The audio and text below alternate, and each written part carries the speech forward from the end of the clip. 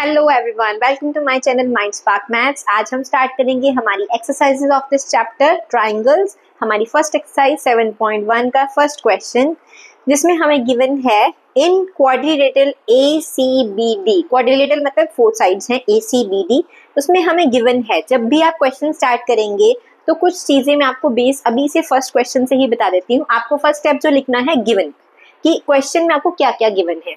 Directly सब कुछ given नहीं होगा, तो आपको उससे क्या कहते हैं, उसको मतलब रिजल्ट निकालना है कि इससे मैं क्या क्या निकाल सकता हूँ या निकाल सकती हूँ। ठीक है, तो हमें गिवन है AC is equal to AD। ये वाला AC is equal to AD ये गिवन है। AB bisects angle A। अब इसका क्या मतलब हुआ, किसको बाइसेक्ट कर रहे हैं? एंगल A को, मतलब एंगल A का हाफ हो रहा है, और उसको हाफ कौन कर रहा है? ये वाली साइड कर रही है। ठीक है, कोई भी करे, लेकिन हमें पता चल रहा है कि ये दोनों हाफ हो रहे हैं, मतलब कि ये वाला एंगल और ये वाला एंगल इक्वल है। ये भी हमें पता चल गया कि ये दोनों चीजें गिवन है, तो मैं इसको इसमें भी लिख सकती हूँ। इसका मतलब क्या है? Angle CAB is equal to angle DAB। इसको भी हम गिवन में ही लिखेंगे कि इसके अकॉर्डिंगली हमें ये गिवन है। ठीक है, और हमें प्रूफ क्या करना है? That triangle ABC is congruent to triangle ABD। कैसे? ABC एंड ABD, ये वाला ट्राइंगल। तो हम स्टार्ट हमेशा ऐसे लिखेंगे, in triangle ABC and triangle ABD। ठीक है, हम ऐसे देख रहे हैं और इसको ऐसे देख रहे हैं। तो सबसे पहले आपको देखो, दोनों में साइड कॉमन है, तो ये तो इक्वल ही रहेगी। AB is equal to AB। इसका रीजन साथ में हमेशा लिखेंगे। जब भी किसी चीज को आप लिख रहे हैं प्रूफ के अंदर, तो आप उसका साथ में ब्रैकेट में उसका रीजन लिख सकते हैं। ठीक है, लिख सकते हैं नहीं, लिखना ही पड़ेगा। AB is equal to AB। दो ट्राइंगल्स हम देख रहे हैं, एक ऊपर वाला एक नीचे वाला, और इसमें क्या इक्वल गिवन है? ये और ये।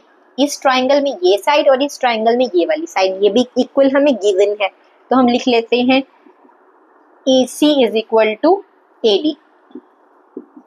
ठीक है, अब दो साइड्स गिवन है, या तो हमें एक और साइड मिल जाए या हमें एक और एंगल मिल जाए। एंगल भी हमें गिवन है, CAB is equal to angle DAB। ये भी क्या है? गिवन है। ये भी क्या है? गिवन है। ठीक है, तो हमारा कौन सा रूल लग गया? हमारे पास दो साइड्स, ये साइड्स हैं और इनके बीच का ये इंक्लूडेड एंगल है, तो SAS के अकॉर्डिंग हम कह सकते हैं that our triangles are congruent. Triangle ABC is congruent to triangle ABD। इसका भी रीजन है, दैट इज SAS। ठीक है, अब एक और चीज उन्होंने पूछी है, सेकंड पार्ट उन्होंने मेंशन नहीं किया लेकिन लिख दिया कि what can you say about BC and BD। अब हमें ये वाली साइड और ये वाली साइड के बारे में बोलना है।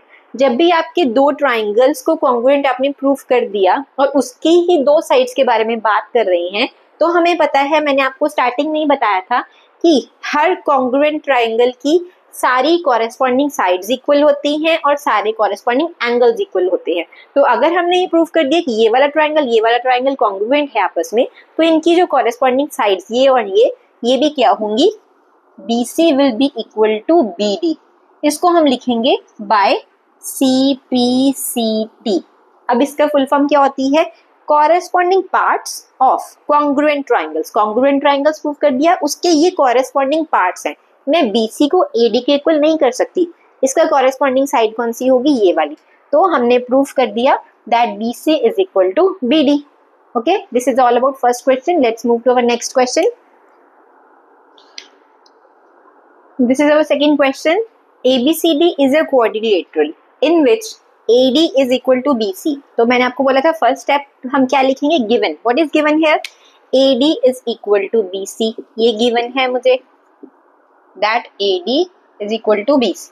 ठीक है, next angle DAB is equal to angle CBA। ये भी गिवन है मुझे। ठीक है, एंगल DAB मतलब कि ये वाला एंगल और एंगल CBA। थोड़ा सा कंफ्यूजन है। हम क्या करते हैं, जब भी ऐसे क्वेश्चन हो, आपके दो ट्राइंगल्स ओवरलैप हो रहे हैं, तो फॉर रफ वर्क आप क्या कर सकते हैं, इनको अलग से ड्रॉ कर सकते हैं। एक मेरा हो गया ये वाला ट्राइंगल, ठीक है, एक मेरा हो गया ये वाला ट्राइंगल। ठीक है, इसका नेम है ABD और इसका नेम है CAB या फिर BCA।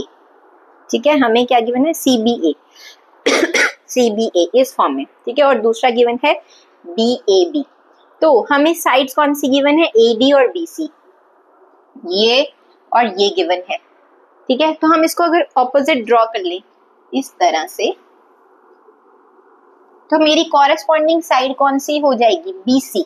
B यहाँ पे आएगा, C यहाँ पे आएगा, A यहाँ पे आएगा, ये साइड इसके इक्वल होगी। ठीक है, एंगल हमें गिवन है DAB, ये वाला DAB और CBA, ये वाला हो गया ना, कॉरेस्पॉन्डिंग एंगल भी इक्वल हो गया। और प्रूफ क्या करना है हमने, इन दोनों ट्राइंगल्स को हमें कॉन्ग्रुएंट प्रूफ करना है। अगर अब आपको इसमें कंफ्यूजन हो रही थी कि मुझे कौन से ट्राइंगल उठाने हैं, तो आप ज्यादातर देखेंगे आपको हर क्वेश्चन में ऑलरेडी गिवन होगा, जो फर्स्ट पार्ट होगा, फर्स्ट या सेकंड पार्ट में ज्यादातर गिवन होता है। अगर नहीं होता तो आप फिर धीरे धीरे आपको प्रैक्टिस के साथ समझ आता जाएगा कि कौन कौन से ट्राइंगल्स को हमें यूज करना है फॉर प्रूविंग अवर जो हमारा क्वेश्चन है। ठीक है, इसमें हमें गिवन ही है ट्राइंगल ABD, तो मैंने उसी को पहले बना लिया, और BAC इसको भी मैंने बाहर निकाल लिया। ठीक है, अब इनकी कॉन्ग्रुएंसी प्रूफ करने के लिए हम इनमें से कोई रूल यूज करेंगे, ये भी हमें पता है। तो आपको क्या क्या गिवन है हमें फर्स्ट गिवन है AD इक्वल टू BC, एक साइड गिवन है, एक एंगल गिवन है। ठीक है, और अगर हमें ये वाली साइड पता चल जाए तो हमारा SAS रूल लग जाएगा। और आप देख सकते हैं दोनों का नेम सेम है, ये भी AB है, ये भी AB है, तो AB एक तरह की कॉमन साइड हो गई, ये भी इक्वली हुई। तो हम क्या लिख सकते हैं प्रूफ में, इन ट्राइंगल कौन कौन से थे, यहीं से देखेंगे आप, ABD एंड ट्राइंगल BAC, हम क्या लिखेंगे फर्स्ट पार्ट हमें जो गिवन था that is AD equal to BC, reason क्या है, given. Second thing, angle DAB is equal to angle CBA, ये भी क्या है, गिवन। थर्ड चीज SAS यूज करने के लिए हमें साइड हमने देख ली, AB is equal to AB, that is common in both triangles. चाहे आप ये वाला ट्राइंगल हो चाहे ये ट्राइंगल हो, ये साइड दोनों में आ रही थी, तो दिस साइड इज कॉमन। तो इसका मतलब हम कह सकते हैं using SAS rule that our triangles are congruent. कौन सा, BAC by SAS rule, SAS। ठीक है, अब सेकेंड पार्ट हमें प्रूव करना है BD इक्वल टू AC। अब आप इजीली प्रूव कर सकते हैं that BD is equal to AC। सबको पता है क्या लिखना है, जब भी हमें ट्राइंगल ही कॉन्ग्रुएंट मिल गया तो इसके सारे कॉरेस्पॉन्डिंग पार्ट्स इक्वली होंगे ना, तो हम लिख लेते हैं सेकेंड पार्ट में that BD equal to AC by CPCT, corresponding parts of congruent triangles. Similarly हमें थर्ड पार्ट भी एक प्रूफ करना है, एंगल ABD दैट ये वाला एंगल और BAC ये वाला एंगल, ये भी दोनों इक्वल है। कैसे कह सकते हैं, कॉन्ग्रुएंट ट्राइंगल्स है, तो सेम रीजन हमारा इसके लिए भी होगा, angle ABD is equal to angle BAC that is CPCT। Okay done. कोई क्वेरी हो प्लीज कमेंट बॉक्स में डाल दीजिए। ठीक है, हम मूव करते हैं हमारे नेक्स्ट क्वेश्चन पे।